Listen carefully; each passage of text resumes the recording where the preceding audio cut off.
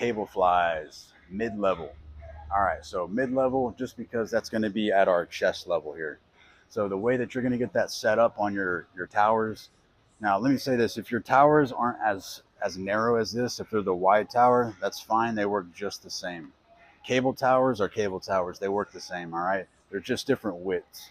But all right, let's go over how to get set up on the mid-level. So basically, standing next to this pulley, you want it pretty much right at your chest level, almost kind of like shoulder to chest level. So get both pulleys set at that height, and then attach two single handles. All right, so to actually perform this movement, I like to cross my hands to go ahead and get set, and then whichever foot you like to step forward with is fine. I go left foot forward. All right, so from here, get your back foot nice and extended because you're going to be stabilizing a lot off this back foot right here. Make sure that your body weight is leaning forward, okay?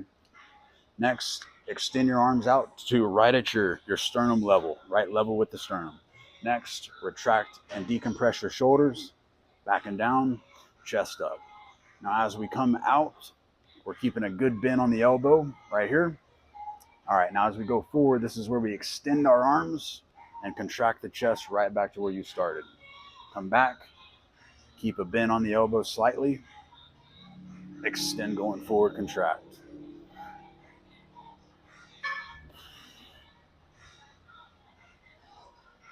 Just like that.